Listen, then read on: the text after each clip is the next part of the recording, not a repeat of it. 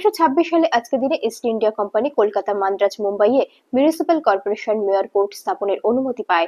1789 সালে আজকের দিনে যুক্তরাষ্ট্রে ডাক ব্যবস্থার সূচনা হয়। 1789 সালে আজকের দিনে মার্কিন যুক্তরাষ্ট্রের সুপ্রিম কোর্ট সৃষ্টি হয়। 1805 সালে আজকের দিনে ফরাসি সম্রাট নেপোলিয়ন বোনাপার্ট বৃহৎ সামরিক অভিযান বন্ধ করেন। 1941 সালে আজকের দিনে ব্রুনেইর সুলতান সারাওয়াকা দ্বীপ ব্রিটেনের কাছে ছেড়ে দেন।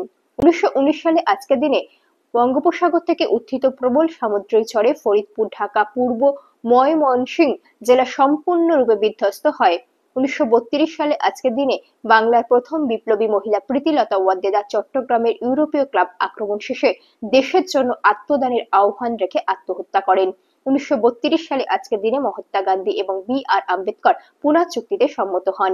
1939 সালে আজকের দিনে জার্মানির বিমান বাহিনী পোল্যান্ডের রাজধানী ওয়ার্কশতে ব্যাপক বোমাবর্ষণ শুরু করে।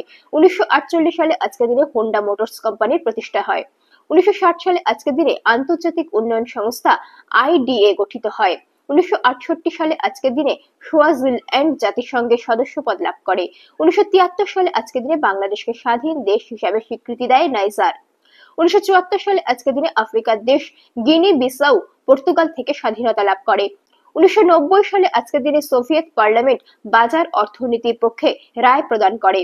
2007 সালে আজকের দিনে ভারতীয় ক্রিকেট দল টি-20 বিশ্বকাপের ফাইনালে পাকিস্তানকে পরাজিত করে বিশ্ব চ্যাম্পিয়ন হয়।